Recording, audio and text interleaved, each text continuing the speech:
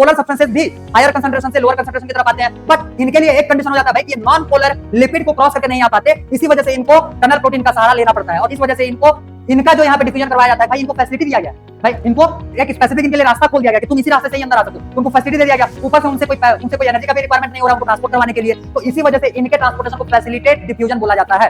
अगर ये vesicle food material consume करने के लिए बनाया गया रहेगा तो इसको हम लोग बोलते हैं फैगोसोम, ठीक है, और अगर ये वेसिकल लिक्विड कंज्यूम करने के लिए बनाया हुआ रहेगा तो इसको हम लोग बोलते हैं पिनोसोम, ठीक है। तो ठीक, गुड। तो पिछले वाले क्लास में तुम लोग का बायोलॉजी में हम लोग जो था वो मे बी सेल मेम्ब्रेन तक हम लोगों ने कंप्लीट किया हुआ था, ठीक।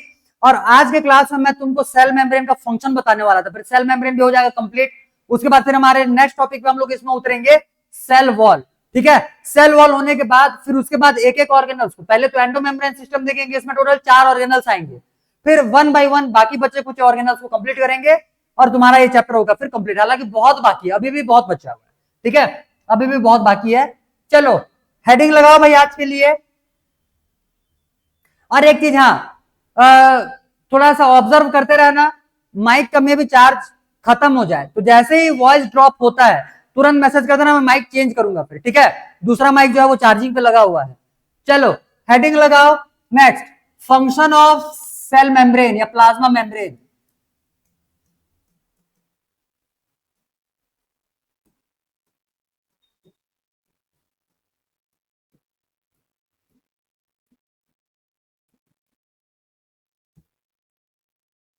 ठीक, functions of plasma membrane.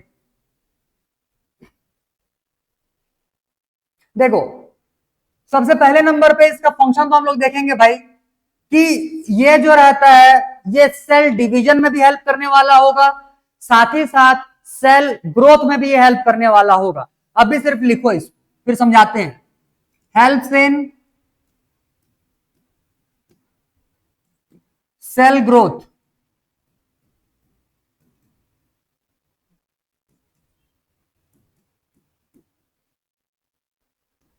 Helps in cell division.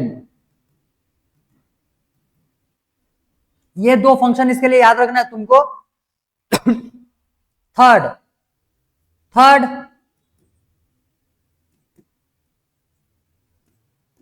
Helps in transportation.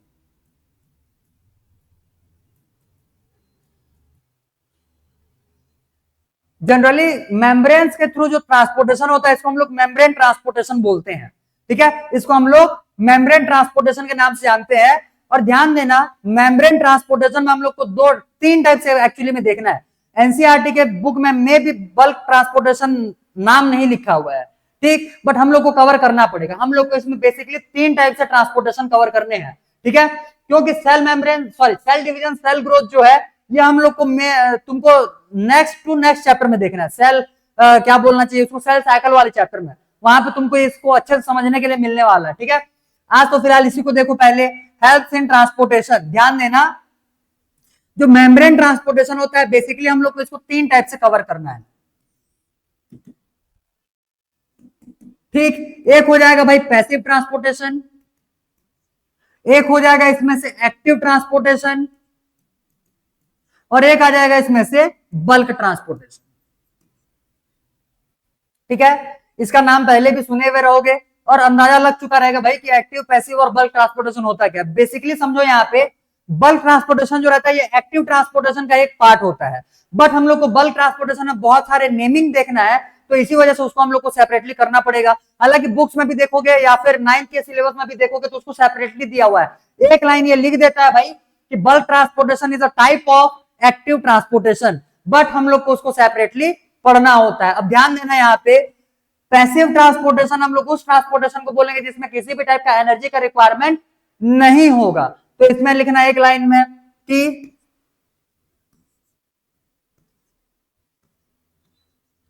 does not requires energy to transport। Clear. इसमें बेसिकली हम लोग को 2 टाइप का ट्रांसपोर्टेशन देखना होता है, एक होता है डिफ्यूजन, ठीक है, और एक हो जाएगा भाई इसमें से ऑस्मोसिस। ऑस्मोसिस बोलने का मतलब ट्रांसफर ऑफ फ्लूइड या water.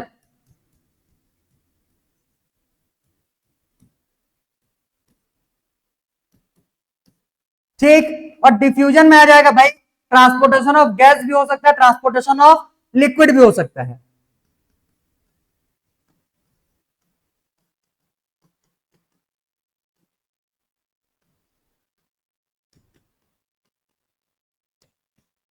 Transportation of gas plus liquid, इतना समझ में आ गया होगा। अब भी सिर्फ लिखो, अब ये सब चीजों को हम लोग अभी डायग्राम से समझेंगे एक एक करके, ठीक है। अभी नोट डाउन करते हुए चलो, फिर इसको मैं डायग्राम से तुमको एक्सप्लेन करूंगा अच्छे से। एक्टिव ट्रांसपोर्टेशन हम लोग उसको बोलते हैं विच नीड्स एनर्जी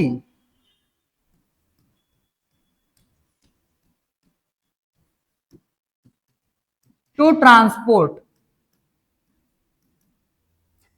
देखो, पैसिव ट्रांसपोर्टेशन में जनरली वाटर और कुछ गैसेस ही ट्रांसपोर्ट होते हैं। एक्टिव ट्रांसपोर्ट में इसमें एनर्जी का रिक्वायरमेंट हुआ है। जब एनर्जी का रिक्वायरमेंट हुआ है तो भाई तो इसमें ट्रांसपोर्टेशन किन किन चीजों का होता है ये भी तुम्हारे काम के लिए है, लिख लेना। ट्रांसपोर्टेशन ऑफ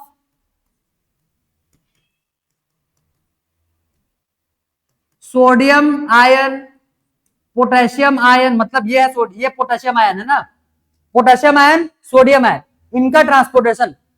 देखो, इसके बारे में बेसिकली हम लोग को मसल्स वाले चैप्टर में कवर करना है। मस्कुलर एक्टिविटी जब होता है, जब हम लोग उस पे से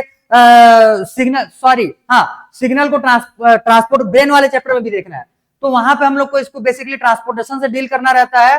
तो हम लोग वहां पे sodium potassium channel, sodium potassium pump, इन सब चीजों के बारे में डील करने वाले रहेंगे, तो इसके बारे में वहां पे ज्यादा डिटेल देखने के लिए मिलेगा। फिर भी जितना ज्यादा कवर यहाँ पे हम लोग कर पाएंगे, मैं यहाँ पे तुमको कवर करवा दूंगा, ताकि वहां पे तुम्हारा बर्डन जो है ये कम हो जाए। क्योंकि यहाँ पे देखो भाई, सारे के सारे तुमको सिमिलर टर्म दिख रहा है, तो यहाँ पे पढ़ने में तुमको आसान पड़ेगा एज कंपेयर टू दैट, मतलब कि उस चैप्टर के, ठीक है। बल्क ट्रांसपोर्टेशन, इसमें लिखना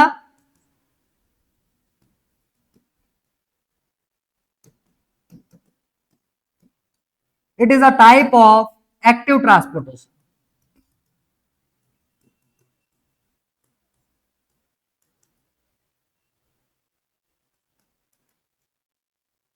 ठीक, इसमें भी एनर्जी का रिक्वायरमेंट होता है। बल्क अमाउंट पे इसमें एक तो खाना खाया जाता है, पानी पिया जाता है और एक्सक्रीट किया जाता है, ठीक है, उसको बाहर निकाला जाता है। तो भाई इन सब चीजों के बारे में एक एक करके हम लोग डिटेल में देखेंगे। पहले इतने को नोट डाउन करो, फिर नेक्स्ट पेज में मैं इसका डायग्राम बना करके तुमको इसको और डिटेल में बताता हूं। पहले नोट डाउन करो जल्दी फटाफट, नोट इट डाउन फास्ट।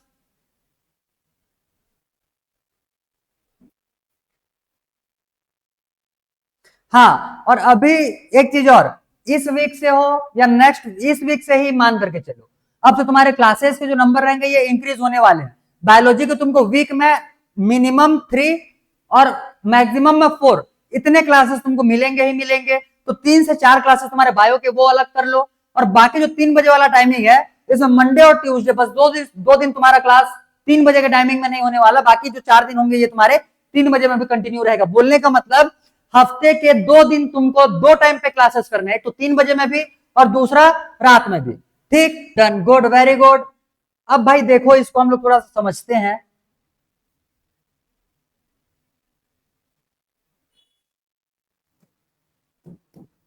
देखो, अब जैसे प्लाज्मा मेम्ब्रेन ड्रॉ किया जाए, दिख रहा है कि नहीं? हाँ, अच्छा, थोड़ा सा थिकनेस बढ़ाएं, वेट।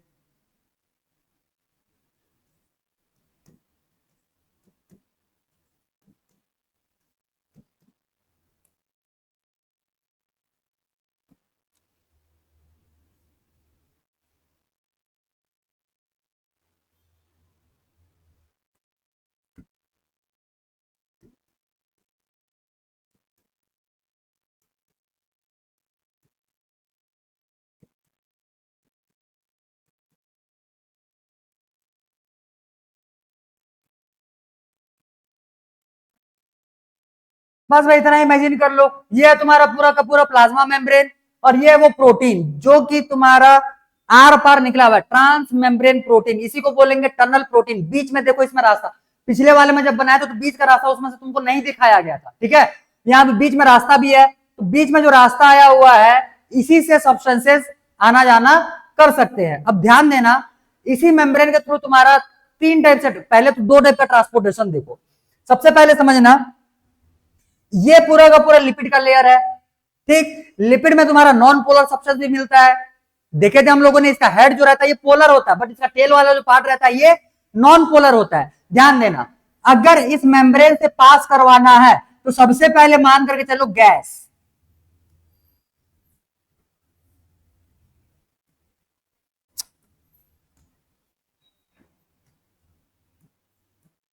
गैस गैस जो रहता है ये सीधा, ये जो लिपिड का लेयर दिख रहा है इसी से ये ट्रांसपोर्ट हो जाता है। तो gas bye diffusion,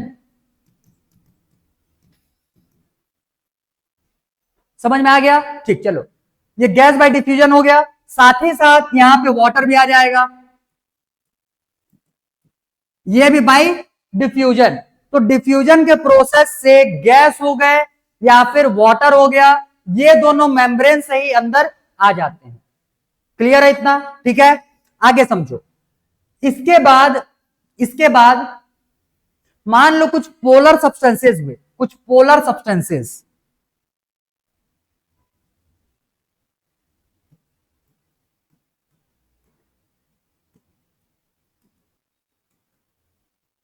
polar substances अगर इनको पास करवाना है तो ध्यान से समझो। मैंने अभी अभी बोला था भाई कि ये बीच का जो लेयर रहता है ये कैसे होता है, नॉन पोलर होता है। तो पोलर सब्सटेंस जब इसमें से आएगा, हेड को तो क्रॉस कर जाएगा बट टेल को क्रॉस करके वो आगे नहीं जा पाएगा। तो इस वजह से पोलर सब्सटेंस जो है ये non polar boundary of lipid, इसको ये क्रॉस नहीं कर पाएगा, जिसके वजह से इसके अंदर आने का एक ही रास्ता है और ये हो जाएगा भाई ये प्रोटीन, ठीक है, टनल प्रोटीन। अब ध्यान से समझो, टनल प्रोटीन जो रहता है ये 2 टाइप से काम करता है। टनल प्रोटीन जो रहता है ये 2 टाइप से काम करता है।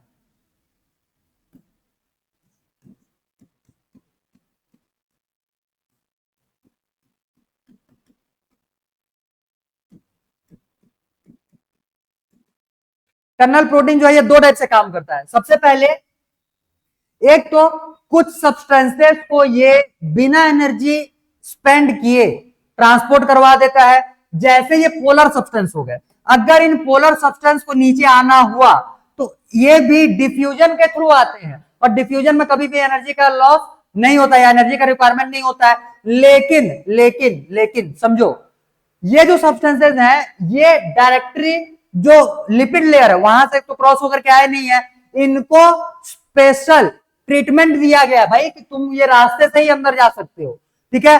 तो ध्यान देना, अगर पोलर सब्सटेंस एंटर करेंगे तो इसको बोलते हैं हम लोग फैसिलिटेट डिफ्यूजन।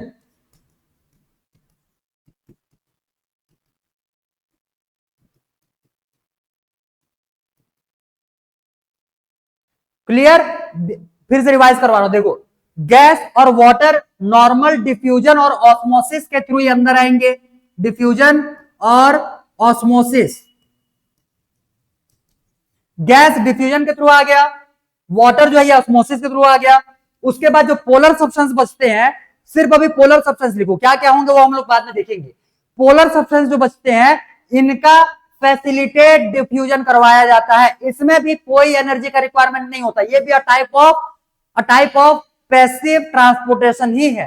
क्लियर? तो इसमें लिख लेना भाई बाजू में, नो नीड ऑफ एनर्जी।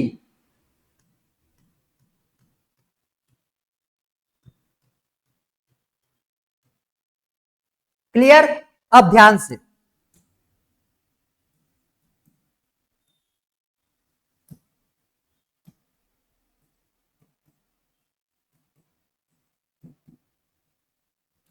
एक और टनल प्रोटीन मैं यहां पे बनाता हूं।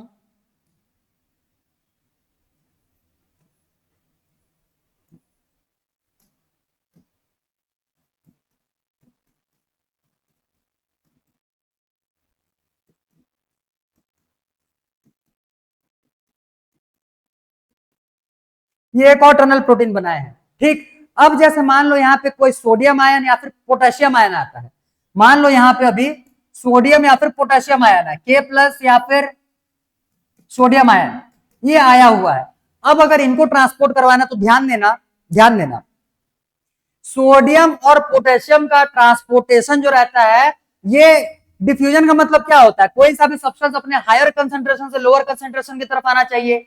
सोडियम और पोटेशियम का जो ट्रांसपोर्टेशन रहता है ये उल्टा होता है। उल्टा बोलने का मतलब लोअर कंसंट्रेशन से हायर कंसंट्रेशन की तरफ होता है। ठीक है, सोडियम और पोटेशियम का ट्रांसपोर्टेशन लोअर कंसंट्रेशन से हायर कंसंट्रेशन की तरफ होता है, जिसके वजह से ये अपने आप तो ट्रांसपोर्ट हो नहीं पाएंगे, तो इनको स्पेसिफिक एनर्जी स्पेंड करके ट्रांसपोर्ट करवाया जाता है। तो सोडियम और पोटेशियम भी इसी चैनल के थ्रू, इसी टनल के थ्रू या इसी चैनल के थ्रू ये एंटर करेंगे, बट इनको एंटर करवाने के लिए ये जो कैरियर प्रोटीन है ये उनसे एनर्जी का खर्चा करवाएगा। समझ में आया? तो सोडियम पोटेशियम को एंट्री करवाने के लिए इसको चाहिए भाई एनर्जी, नीड एनर्जी। तो ये क्या हो जाएगा भाई, एक्टिव ट्रांसपोर्टेशन।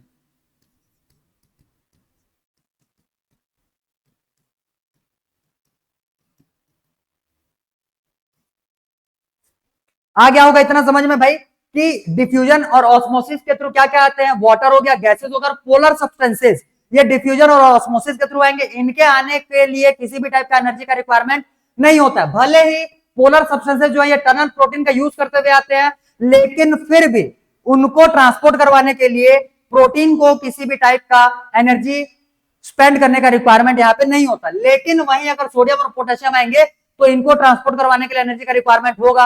रीजन दूसरा समझ लो, पोलर सब्सटेंसेस भी हायर कंसंट्रेशन से लोअर कंसंट्रेशन की तरफ आते हैं, बट इनके लिए एक कंडीशन हो जाता है भाई कि ये नॉन पोलर लिपिड को क्रॉस करके नहीं आ पाते, इसी वजह से इनको टनल प्रोटीन का सहारा लेना पड़ता है। और इस वजह से इनको, इनका जो यहाँ पे डिफ्यूजन करवाया जाता है भाई, इनको फैसिलिटी दिया गया है भाई, इनको एक स्पेसिफिक इनके लिए रास्ता खोल दिया गया कि तुम इसी रास्ते से ही अंदर आ सकते हो, तो उनको फैसिलिटी दे दिया गया। ऊपर से उनसे कोई एनर्जी का भी रिक्वायरमेंट नहीं हो रहा उनको ट्रांसपोर्ट करवाने के लिए, तो इसी वजह से इनके ट्रांसपोर्टेशन को फैसिलिटेट डिफ्यूजन बोला जाता है। फैसिलिटेट डिफ्यूजन, इसके लिए भी एनर्जी का रिक्वायरमेंट नहीं होगा, और वहीं इनको सिर्फ डिफ्यूजन या फिर ऑस्मोसिस बोला जाएगा। और इनके ट्रांसपोर्टेशन के लिए एनर्जी का रिक्वायरमेंट होता है, तो उनको हम बोलेंगे भाई एक्टिव ट्रांसपोर्टेशन। ठीक है, चलो ये डायग्राम बना लो एज इट इज, और जैसे लेबलिंग किए हुए ऐसे ही लिख लो, क्योंकि बुक में ये डायग्राम तुमको देखने के लिए नहीं मिलने वाले। देखो मोस्टली चीजें हम लोग डायग्राम से निपटाने वाले हैं, और डायग्राम्स हम लोग जो करने वाले रहेंगे, जरूरी नहीं है कि सारे के सारे डायग्राम तुम्हारे एनसीईआरटी के बुक में दिए हुए रहें, ठीक है, बट मैं तुमको चीजों को इजी बनाने के लिए डायग्राम से ही एक्सप्लेन करूंगा। डायग्राम एक भी छोड़ना नहीं है, एक भी डायग्राम छोड़ना नहीं है।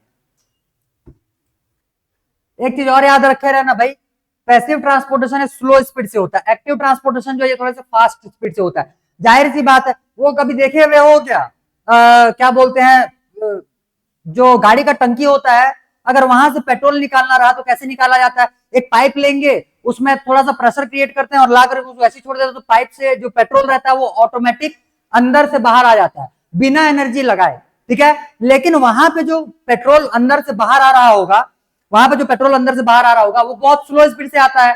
वही सोच करके देखो, उसी पाइप में एक मोटर फिट कर दिए जो इलेक्ट्रिसिटी से चलने वाला होगा, तब के केस में वहां से पेट्रोल को वो जल्दी निकाल लेगा भाई। तो जब हम लोगों ने मोटर फिट किया है तो उसमें हम लोगों ने एनर्जी स्पेंड किया, और जब हम लोगों ने उस पे बिना एनर्जी स्पेंड किए पेट्रोल बाहर निकाल रहे थे, तब उसमें से उसका जो स्पीड था वो स्लो स्पीड था। और जब उस पे हम लोग एनर्जी स्पेंड करेंगे, बोलने का मतलब जब उस पे हम लोग एक मोटर लगाएंगे तो पेट्रोल बहुत तेजी से बाहर आ जाएगा। ये वाले एग्जांपल से इसको भेजे में बिठा करके रखना है।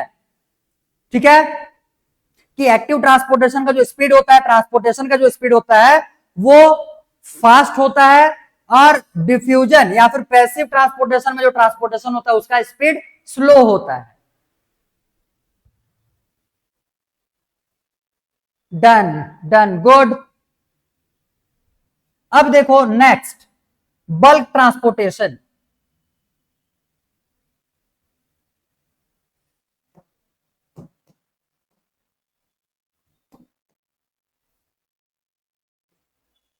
एक्टिव और पैसिव के लिए डिटेलिंग बस उतना ही देखना।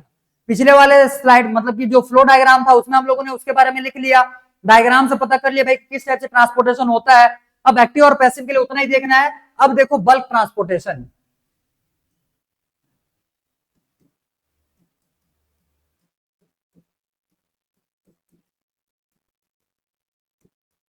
हाँ, एक चीज और, देखो, टॉपिक्स कवर करवाने के टाइम पे जरूरी नहीं है कि सारे के सारे एलिमेंट्स तुमको अपने पैराग्राफ में देखने के लिए मिल जाए। हो सकता है मैं कुछ आगे के चैप्टर से आगे के टॉपिक्स का कुछ एलिमेंट्स यहाँ पे समझाने के लिए यूज कर लूं, तो वो तुम्हारे अभी के टॉपिक में देखने के लिए नहीं मिलेगा। लेकिन इतना कंफर्म दिमाग में बिठा लो कि जो चीज मैं यहाँ पे बोर्ड पे लिख दिया या जिस चीज को मैंने तुमको एक्सप्लेन कर दिया वो तुम्हारे पूरे बायोलॉजी के बुक में कहीं ना कहीं पे वो जरूर होगा। ठीक है, तो बोलने का मतलब ये है भाई कि हम लोग यहाँ पे दूसरे टॉपिक दूसरे चैप्टर्स की भी एलिमेंट यूज करेंगे चीजों को समझने के लिए, उसको फिर अपने पैराग्राफ में ढूंढते मत बैठना या ये मत समझ लेना कि ये तुम्हारे सिलेबस का पार्ट नहीं है। जो चीज मैं यहाँ पे बोल दिया, जो चीज मैं यहाँ पे लिख दिया वो तुम्हारे सिलेबस का पार्ट है। ठीक है, चलो अब देखो भाई बल्क ट्रांसपोर्टेशन क्या होता है। कभी कभी सेल को ज्यादा अमाउंट पे चीजों को खाने पीने का रिक्वायरमेंट होता है और ज्यादा अमाउंट पे उसको अपने बॉडी से बाहर निकालने का रिक्वायरमेंट होता है। जैसे किसी सेल के इनसाइड में मान करके चलो कि बहुत ज्यादा वेस्ट प्रोडक्ट बन चुके हैं, तो भाई उनको आप साथ में एक साथ बाहर निकालेगा, तो बल्क उसमें से क्या करेगा, बल्क अमाउंट पे चीजों को बाहर निकालने वाला होगा या फिर इनटेक करने वाला होगा, और इसी टाइप के ट्रांसपोर्टेशन को हम लोग बल्क ट्रांसपोर्टेशन बोलते हैं। ठीक है, तो ध्यान देना बल्क ट्रांसपोर्टेशन जो रहता है ये बेसिकली दो टाइप से होता है। ये बेसिकली दो टाइप से होता है। एक, जब सेल जो है वो सब्सटेंसेस को अपने इनसाइड में लेकर के चले, और दूसरा सेल जो है वो सब्सटेंसेस को अपने बॉडी से बाहर निकाले। तो ध्यान देना जब इनटेकिंग का प्रोसेस होता है,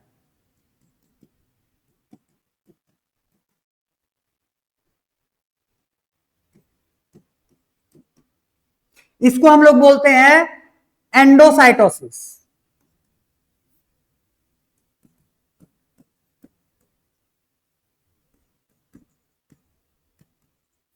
एंडोसाइटोसिस, और जो बाहर निकालने का इनटेकिंग ये हो गया भाई, और ये क्या हो जाएगा, रिलीजिंग प्रोसेस।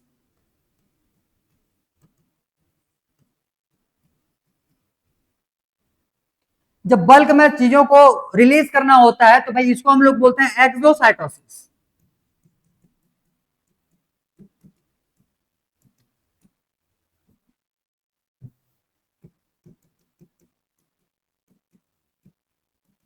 इसको हम लोग बोलते हैं एक्सोसाइटोसिस। ठीक है, अब ध्यान दो, अब भाई इनटेकिंग का प्रोसेस जो रहता है ये दो टाइप से होता है। एक तो सेल जो है वो खाना भी खा सकता है, मतलब फूड मटेरियल कंज्यूम करेगा, और दूसरा लिक्विड बोलने का मतलब पानी पी सकता है। तो इस टाइप से एंडोसाइटोसिस जो है इसको हम लोग दो टाइप से क्लासिफाई फिर करेंगे।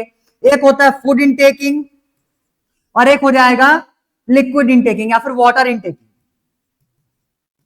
बल्क अमाउंट पे फूड लेना या फिर बल्क अमाउंट पे वाटर कंज्यूम करना, इसको हम लोग बोलते हैं सेल ईटिंग प्रोसेस।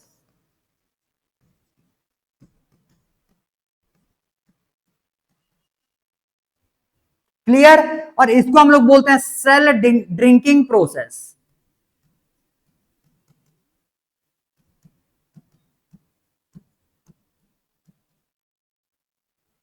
मतलब सेल पी रहा है, पानी पी रहा है, और ये हो जाएगा भाई सेल खाना खा रहा है।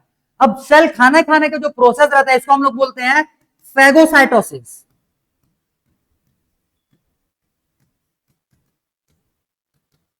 क्लियर, और ड्रिंकिंग प्रोसेस जो रहता है इसको हम लोग बोलते हैं पिनोसाइटोसिस।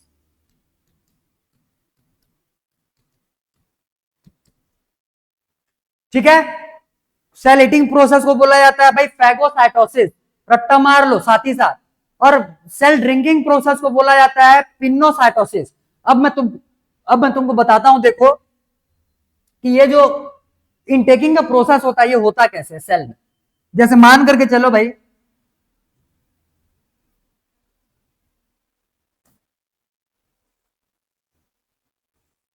ये हो गया एक सेल,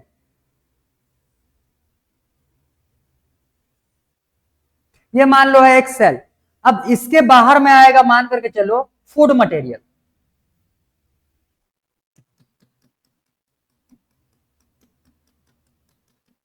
ये आ गया भाई फूड। अब ये सेल उसको कंज्यूम कैसे करेगा, ध्यान देना। अमीबा का तो पिछले साल में पढ़े हुए थे। अमीबा पहले सूडोपोडिया बनाता है, फिर जो भी उसके सामने में उसका फूड रहेगा उसको ये कंज्यूम करेगा, फिर फैगोसाइटोसिस को क्लोज करेगा, फिर उसके अंदर में उसको बॉडी के लेकर के जाने वाला सेम टाइप का प्रोसेस तुमको यहाँ पे देखने के लिए मिलेगा। सबसे पहले देखो ये बनाएगा क्या, सबसे पहले एक वेसिकल बनाएगा, ठीक है, ये सबसे पहले एक वेसिकल बनाएगा सेल, ध्यान देना।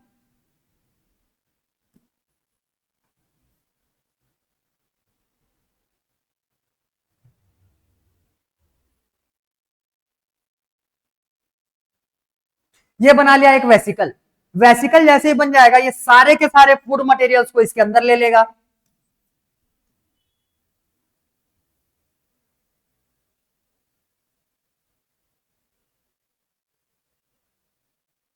ये भाई सारे फूड मटेरियल्स इसके अंदर में आ गए। अंदर में आने के बाद अब ये क्या करेगा, इसको ये क्लोज कर लेगा, बाहर से ये क्लोज कर लेगा,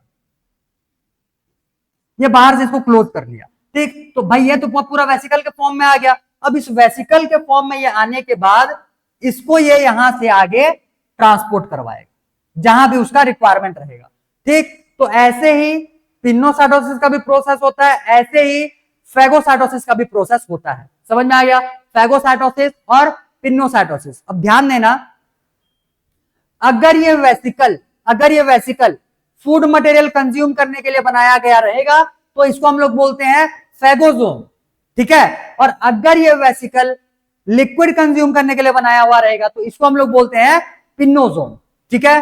तो वेसिकल्स,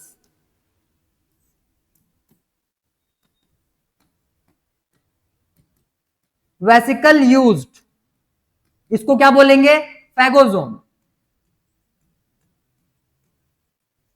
ठीक है। और पिनोसाइटोसिस के लिए जो वेसिकल फॉर्म होकर के आएगा इसको हम लोग बोलेंगे भाई पिनोसोम।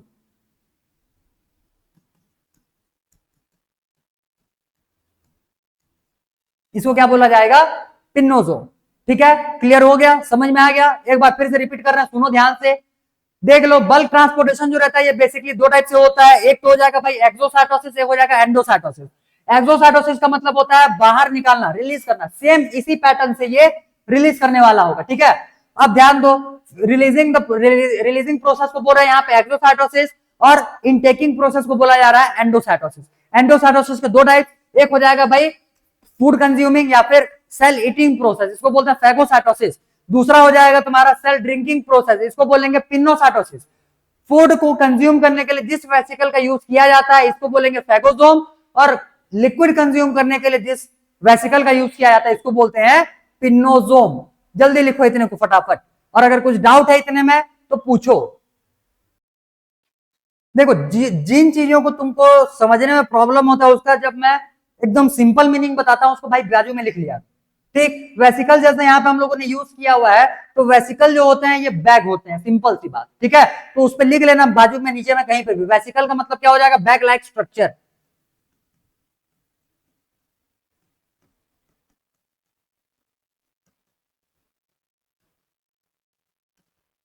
हालांकि इसके बारे में हम लोगों ने पहले भी एक बार डील किया हुआ है प्रोकैरियोटिक सेल के case.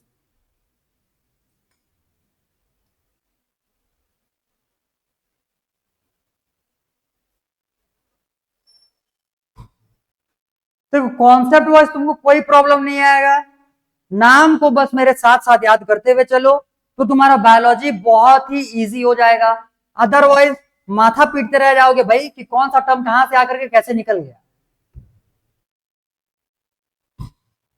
Done, good, very good. आगे देखो भाई, इतने में से तुम्हारा प्लाज्मा मेम्ब्रेन हो गया कंप्लीट। अब नेक्स्ट हेडिंग लगाओ, cell wall. Cell wall, cell wall.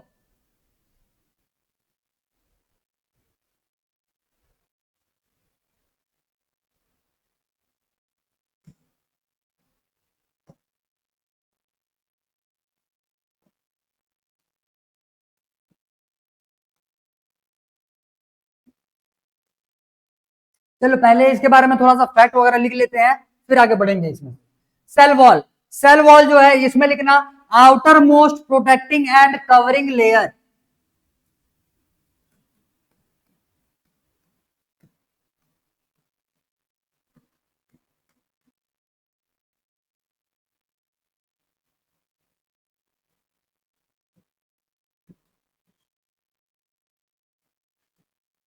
Outer most protecting and covering layer, clear, outer most protecting and covering layer, ठीक है। अब इसमें लिखना नेक्स्ट, ये जो रहता है ये प्रोवाइड्स रिजिडिटी,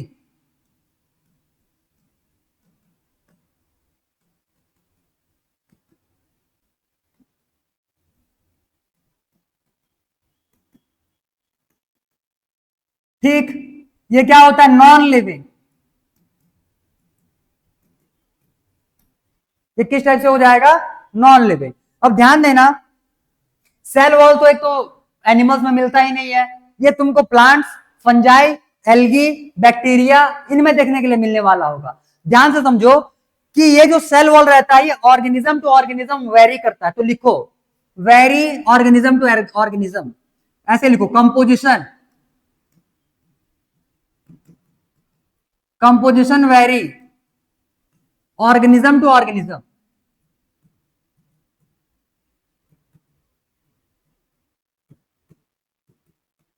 ठीक, मतलब किसी जो कॉम्पोजिशंस होते हैं ये अलग अलग ऑर्गेनिजम्स में तुमको अलग अलग देखने के लिए मिलने वाले।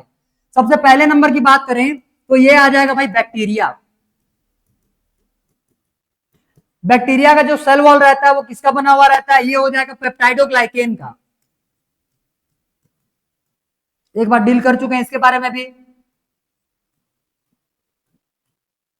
ये किसका बना हुआ है, पेप्टाइडोग्लाइकेन का। क्लियर, पेप्टाइडोग्लाइकेन का। नेक्स्ट, अगर फंजाई की बात करें,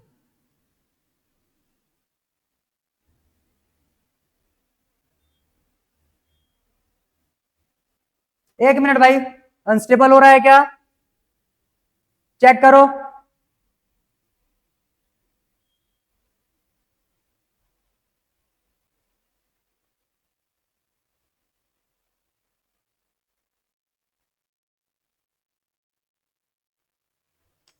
हाँ, अब स्टेबल हो गया होगा।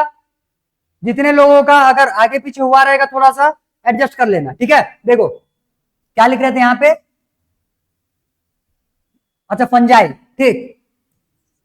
अगर फंजाई की बात करें तो फंजाई का जो सेल वॉल रहता है भाई ये हो जाएगा काइटिन का। क्लियर, ये काइटिन का हो जाएगा। अब ध्यान देना, पेप्टाइडोग्लाइकेन जो है ये एक नॉन सेल्यूलोजिक होता है, नॉन सेल्यूलोजिक। तो बैक्टीरिया का जो सेल वॉल रहता है इसमें सेल्यूलोज नहीं होता, ठीक है। तो इसमें लिख लेना ये हो जाएगा नॉन सेल्यूलोजिक। क्लियर, और यहां पे जो एक काइटिन लिखा हुआ है, काइटिन, काइटिन, काइटिन एक क्या बोलना चाहिए उसको, ये होमोपॉलीमर होता है। होमोपॉलीमर बोलने का मतलब, मोनोमर मैंने तुमको बताया हुआ था, जैसे एमिनो एसिड जो है ये प्रोटीन का मोनोमर होता है। जब एमिनो एसिड ये कंबाइन होते जाएंगे, कंबाइन होते जाएंगे, पूरा एमिनो एसिड का चेन बना लेंगे, तब उसमें जो फॉर्मेशन होता है प्रोटीन का, ठीक। तो पॉलीमर हो जाएगा प्रोटीन और मोनोमर हो जाएगा वहां पे एमिनो एसिड, ठीक। क्लियर, वहां पे एमिनो एसिड जो है ये हो जाएगा मोनोमर। मोनोमर यहाँ पे एमिनो एसिड होने वाला है। सेम वैसे ही काइटिन जो है ये होमोपॉलीमर होता है,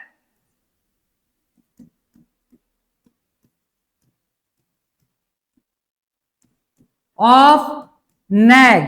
इसके बारे में भी तुमको बताया गया है, N acetyl glucosamine, N acetyl glucosamine, N acetyl glucosamine. जैसे नेग और नैम हम लोगों ने दो देखा हुआ था, तो वो दोनों का कॉम्बिनेशन था वहां पे। यहाँ पे NAG जो है ये सिर्फ NAG, एन एसिटाइल ग्लूकोसामीन का ही सिर्फ चेन बना हुआ रहेगा, तो एक ही ग्लूकोज हो गया यहाँ पे, इसीलिए इसको होमोपॉलीमर बोल रहे हैं। होमो मतलब कि सेम टाइप का, उसके अलावा दूसरा कोई नहीं आने वाला। तो नेग के ही कॉम्बिनेशन से बनता है काइटिन। आया इतना समझ में, नेग के कॉम्बिनेशन से, उसके प्रॉपर चेन फॉर्मेशन से बनेगा भाई काइटिन। नेक्स्ट, अगला आ जाएगा भाई एल्गी। एल्गी के जो सेल वॉल होंगे ये बना हुआ रहेगा भाई सेल्यूलोज का।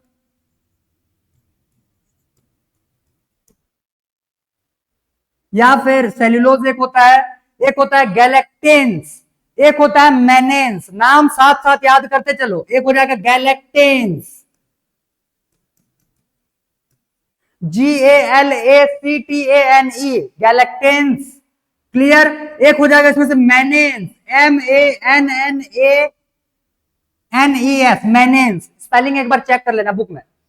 एक हो जाएगा भाई सेल्यूलोज, एक हो जाएगा गैलेक्टेंस, एक हो जाएगा मैनेंस। इनके अलावा भी ये कैल्शियम कार्बोनेट का बना हुआ रह सकता है, CaCO3। क्लियर? क्या क्या नाम हो गया? Cellulose, galactans, mannans. Cellulose, galactans, mannans. ऊपर का क्या है? काइटिन। काइटिन जो है ये homopolymer of NAG, homopolymer of NAG. और बैक्टीरिया जो है ये बना हुआ है पेप्टाइडोग्लाइकेन का। पेप्टाइडोग्लाइकेन जो रहता है ये तुम्हारा नॉन सेल्यूलोजिक होता है, non cellulosic peptidoglycan, non cellulosic peptidoglycan. साथ साथ याद करते चलो, बार बार बोल रहा हूं, साथ साथ याद करते चलो। थोड़ा सा भी हैवी फील हो जाए तुरंत क्लास लीव करके चले जाना, वापस से आकर के जब माइंड थोड़ा सा हल्का हो जाए फिर आकर के देखना। मेरे को भी लगता है भाई कि इतने सारे नाम है तो तुमको थोड़ा सा पहली बार में प्रॉब्लम फेस करना पड़ सकता है, लेकिन थोड़ा सा बस आदत बना लो, कुछ एक आध चैप्टर और मेरे साथ निकल लो, फिर तुम्हारा इतना बेहतरीन आदत बन जाएगा, फिर ये सारे नाम तुमको हलवापुरी जैसे लगे, जैसे मेरे को लगते हैं। ठीक है, चलो भाई, तो ये हो जाएगा एल्गी के लिए। फोर्थ नंबर हम लोग देखेंगे प्लांट। ये बना हुआ रहेगा सेल्यूलोज का। ठीक, और प्रोटीन भी इसमें रहता है भाई। क्लियर? सेल्यूलोज का बना हुआ रहेगा, प्रोटीन भी रहता है इसमें, और भी बहुत सारे सब्सटेंसेज आते हैं, पर तुम्हारे बुक में बहुत ज्यादा दिया नहीं। सुबेरिन आएगा, लिग्निन आएगा, ऐसे करते हुए बहुत सारे इसमें से सब्सटेंसेज आ जाते हैं। ठीक है, तो प्लांट के केस में तुमको बस दो चीजों पे फोकस करना है, एक हो जाएगा सेल्यूलोज, एक हो जाएगा प्रोटीन। इतना टेबल जल्दी बनाओ, जल्दी फटाफट, फिर आगे बढ़ेंगे, जल्दी करो।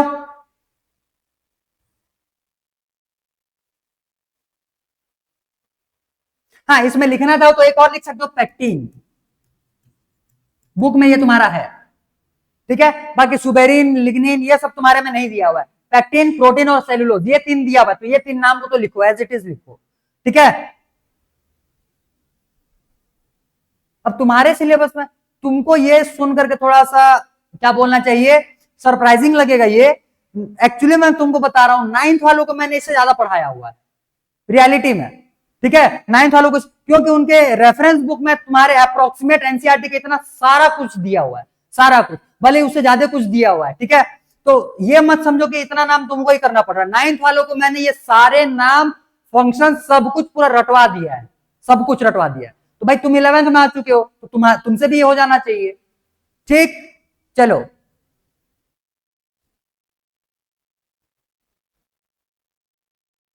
हो गया होगा।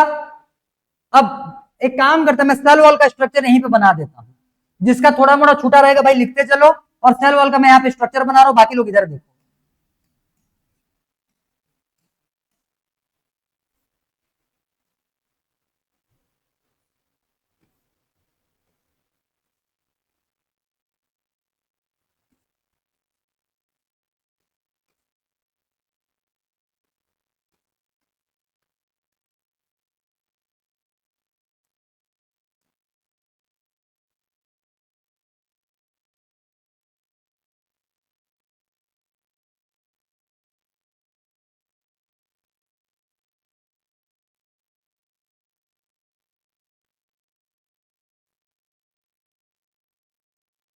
अब मैंने यहाँ पे टोटल 3 सेल्स बनाए हुए हैं, मैंने यहाँ पे टोटल 3 सेल्स प्लांट के बनाए हुए हैं, ध्यान देना। ये जो सेल्स मैंने यहाँ पे ड्रॉ किया हुआ है, इसके बीच बीच में खाली तुमको स्पेस दिख रहा होगा। ठीक, इस खाली स्पेस में एक सीमेंट के जैसा लेयर होता है, इसको भाई हम लोग बोलते हैं मिडिल लैमिले।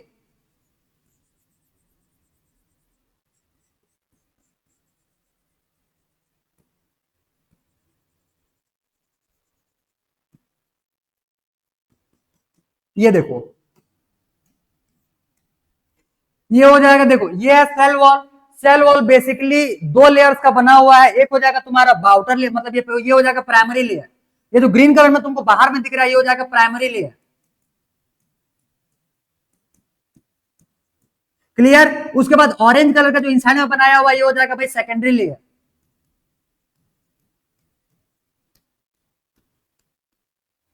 ठीक, और ये जो बीच में इन सारे सेल्स को जोड़ करके रखता है, उनको बाइंड करके रखता है, उनको कनेक्ट करके रखता है। ठीक है, इसको हम लोग बोलेंगे मिडिल लैमिले।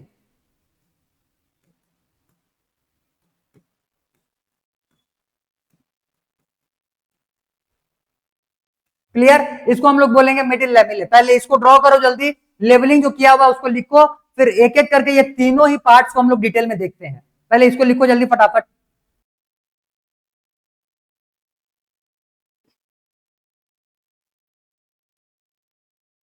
हो गया, डन, ठीक। नेक्स्ट, अब हम लोग ये जो तीन नाम हम लोगों ने यहां पे लिखा हुआ है, इनका अब डिटेलिंग देखो।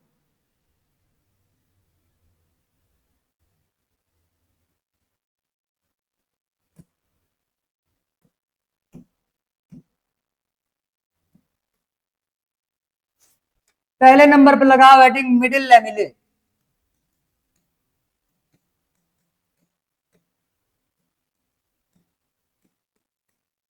देखो ये जो रहता है मेजरली अगर बात करोगे तो कैल्शियम पैक्टेट का बना हुआ रहता है। तुम्हारे बुक में बस एक ही नाम दिया हुआ है, बाकी कैल्शियम पैक्टेट के अलावा ये मैग्नीशियम पैक्टेट का भी बना हुआ रहता है। ठीक है, तो इसमें लिखना made up of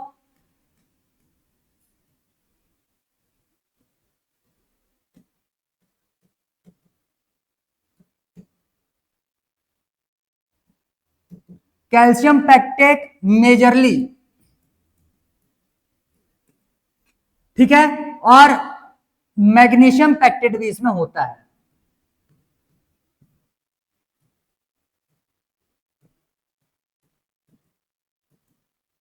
calcium pectate और मैग्नीशियम पैक्टेट का भी बना हुआ ये रहता है। दूसरा चीज, ये जो रहता है ये थिन लेयर होता है, पतला सा लेयर होता है। मैंने वहां पे बताने के लिए उसको थोड़ा सा मोटा बनाया हुआ था। ठीक है, ये बहुत ही थिन लेयर होता है। इसमें लिखना एक्ट एज सीमेंट।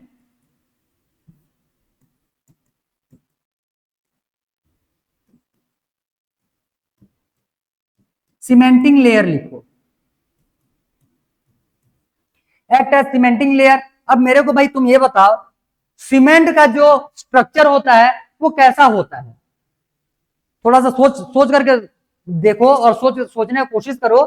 सीमेंट का जो, जब उसको हम लोग पानी वानी में पूरा घोल का मतलब मिला विला करके पूरा तैयार कर लिए, तो थोड़ा सा सोच करके देखो कि सीमेंट का स्ट्रक्चर जो रहता है ये कैसा होता है। जाहिर सी बात है वो डेफिनेट शेप होगा ही नहीं। क्लियर, तो जिसका भी डेफिनेट शेप नहीं होता, डेफिनेट स्ट्रक्चर नहीं होता है, इसको हम लोग बोलते हैं एमॉर्फस। तो इसमें लिखना एमॉर्फस इन नेचर।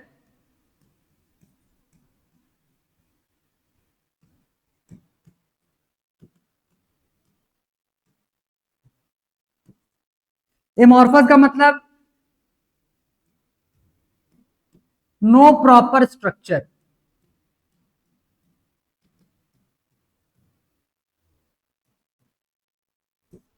देखो मॉर्फोलॉजी का मतलब होता है भाई किसी भी एक सब्सटेंस या किसी भी एक ऑर्गेनिज्म का आउटर मोस्ट लेयर के हिसाब से उसका हम लोग ऑब्जर्व करना, मतलब कि वो कैसा दिख रहा है, उसका अपीयरेंस कैसा है।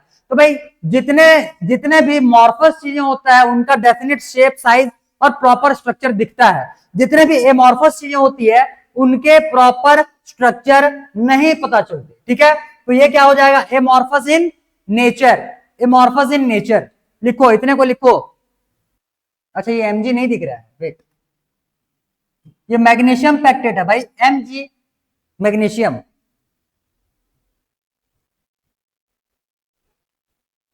अच्छा इसमें एक चीज और चिपका लो तो, स्टिकी।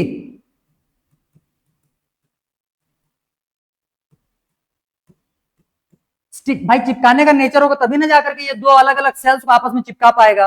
ठीक है, तो इसका नेचर जो रहता है ये स्टिकी नेचर का होता है। क्लियर, स्टिकी नेचर का होता है। जल्दी नोट डाउन करो जल्दी। अच्छा एक काम करते हैं, एक एक और यहीं पे आ जाएगा, एक और मैं यहीं पे लिख देता हूं। सेकंड, ये हो जाएगा प्राइमरी लेयर।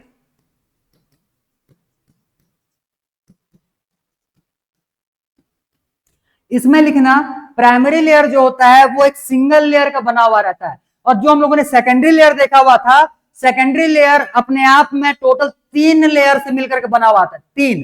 क्लियर, 3 लेयर से सेकेंडरी लेयर बना हुआ रहेगा और एक सिंगल लेयर से बना हुआ रहता है प्राइमरी लेयर। तो लिखो having only, having single layer. Clear, ध्यान दो, ये भी जो रहता है ये थिन लेयर होता है, ठीक है, ये हो जाएगा ये थिन लेयर। अब ध्यान देना, ये जो पार्ट प्रेजेंट होता है ये तुमको यंग स्टेम में देखने के लिए मिलेगा, मतलब कि जो नया नया प्लांट ग्रो कर रहा होता है उसमें ये तुमको देखने के लिए मिलने वाला होगा। तो भाई थिन लेयर हो गया और प्रेजेंट इन यंग प्लांट्स,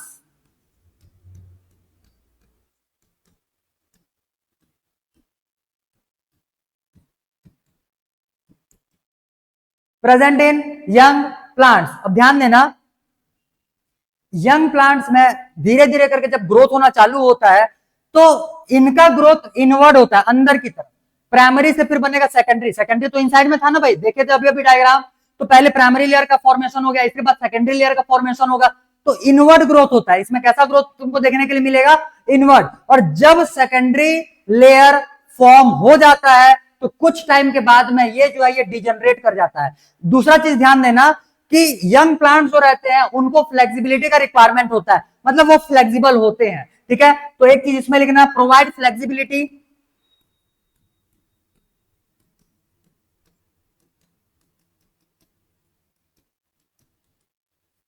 एक और पॉइंट अभी कुछ बताया था,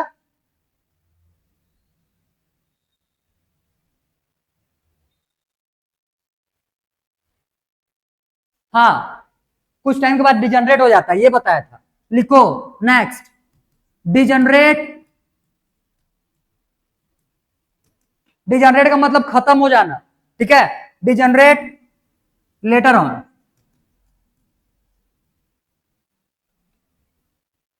एक एक और लिख लेना, व्हेन सेकेंडरी लेयर, 2 डिग्री लिखा हूं बोलने का मतलब सेकेंडरी, 1 डिग्री कहीं पे लिखेंगे तो बोलने का मतलब प्राइमरी। अगर ये नहीं पता है तो कहीं कोने काने में लिख लो, 1 डिग्री मतलब होता है प्राइमरी और 2 डिग्री का मतलब हो जाएगा सेकेंडरी। मोस्टली प्लेसेस में मैं 1 डिग्री 2 डिग्री से ही रिप्रेजेंट कर दूंगा चीजों को, ठीक है। When secondary layer form, when secondary layer form, done, good, very good. अब नेक्स्ट हेडिंग लगाओ, सेकेंडरी लेयर।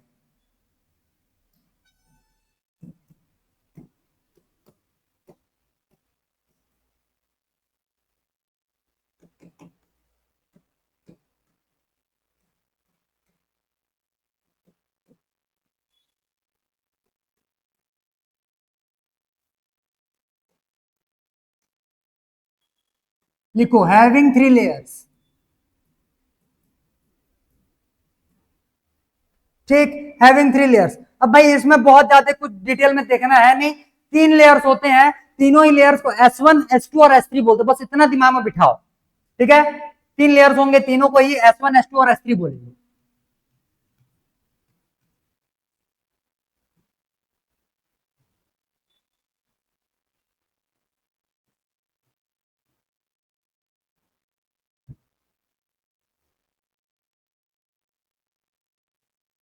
ये 3 लेयर्स हैं, 3 लेयर्स हैं, S1 S2 और S3।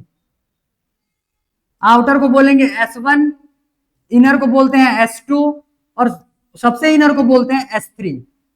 अब ध्यान देना, पहले S1 फॉर्म होगा, इसके बाहर में प्राइमरी लेयर है, सबसे पहले प्राइमरी लेयर फॉर्म होगा, उसके बाद फिर S1 फॉर्म होगा, फिर S2, फिर S3।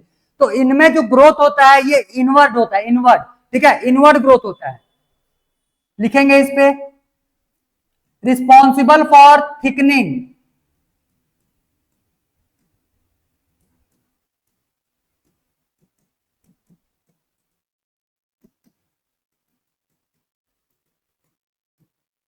ठीक, इसमें लिखना growth inward.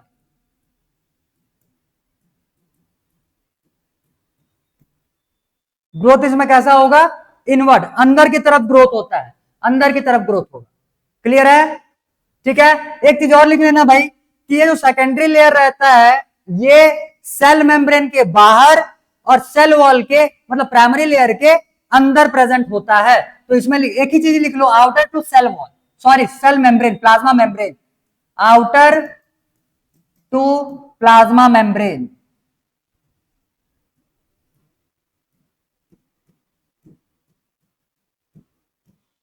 Outer to plasma membrane, मतलब प्लाज्मा मेम्ब्रेन इस ग्रीन वाले लेयर के भी इनसाइड में तुमको मिलने वाला होगा, ठीक है, क्लियर। तो ये हो जाएगा भाई आउटर टू प्लाज्मा मेम्ब्रेन, और इनर टू सेल वॉल लिख लो या फिर तुम प्राइमरी लेयर लिख लो, जो लिखना चाहो लिख सकते हो उसमें।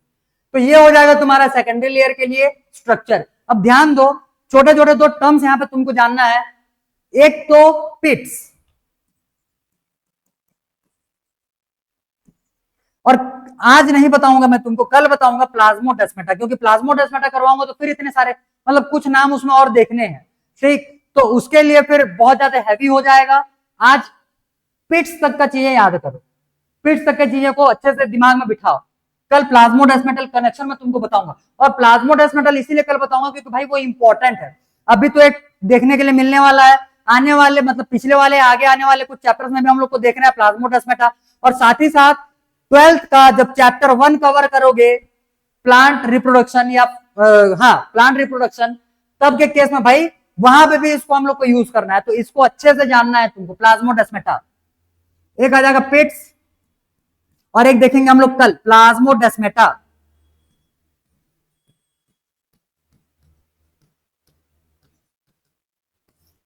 प्लाज्मोडेस्माटा, ठीक है। पिट्स, अब पिट्स देखो होता क्या है।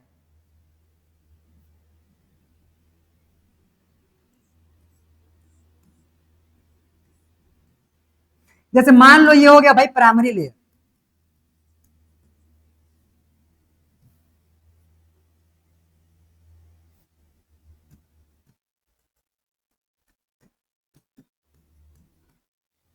प्राइमरी लेयर, ठीक। सेकेंडरी लेयर होता क्या है, कहीं कहीं पे एब्सेंट होता है, मतलब होता ही नहीं है।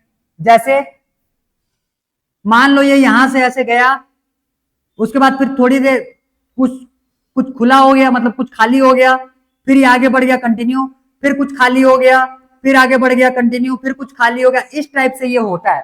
तो बीच बीच में सर्टेन प्लेसेस पे ये क्या होता है, एब्सेंट होता है, clear.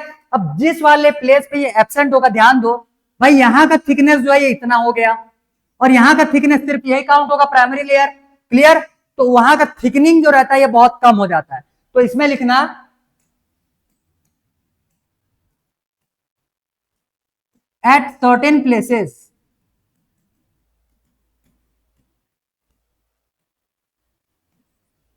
secondary layer is absent।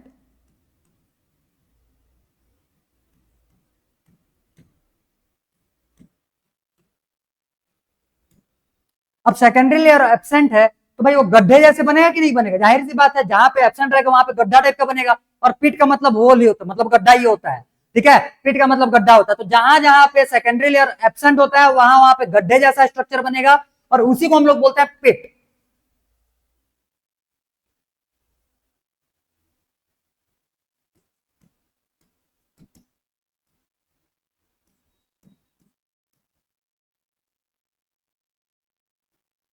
So it appears less thickened,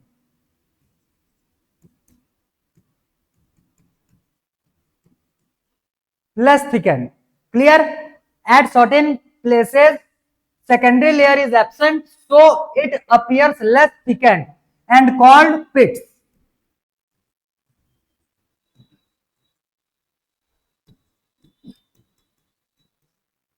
and called pits, clear, ठीक है। लिखो पिट्स क्या होता है, लिखो जल्दी लिखो। प्लाज्मोडेस्माटा के बारे में तुमको बता दूंगा, बाकी नाम अगर आज नहीं करवाने वाला, ठीक है। भाई उसमें ट्यूब्स आएंगे, डेस्मोट्यूबल्स आएंगे, कुछ जो रहता है वो ईआर से बना हुआ रहता है, ठीक। तो इसमें बहुत सारे तुमको अलग अलग चीजें देखना है, मन बहुत ज्यादा तो है नहीं, थोड़ा सा ही है, लेकिन जो भी है वो तुम्हारे लिए फिर नया ही हो जाएगा। एक तो आज इतने सारे नाम हो चुके हैं, हो गया होगा। अब देखो प्लाज्मोडेस्माटा होता क्या है, मैं तुमको आज एक्सप्लेन कर रहा हूं सिर्फ। ये जैसे मान लो कि हो गया सेल वॉल, ठीक, इसके बीच में यहां पे सीमेंटेड लेयर रहेगा, ये बीच में यहां पे सीमेंटेड लेयर रहेगा। होता क्या है कि जो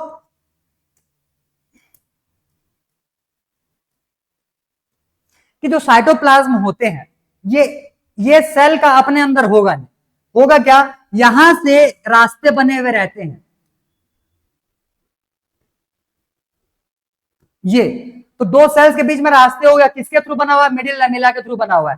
पूरा सेल वॉल को चीरते हुए, मिडिल लैमेला को फाड़ते हुए दो सेल्स को कनेक्ट करने के लिए बीच में रास्ता बना हुआ है, इसको बोलते हैं डेस्मोटिब्यूल्स।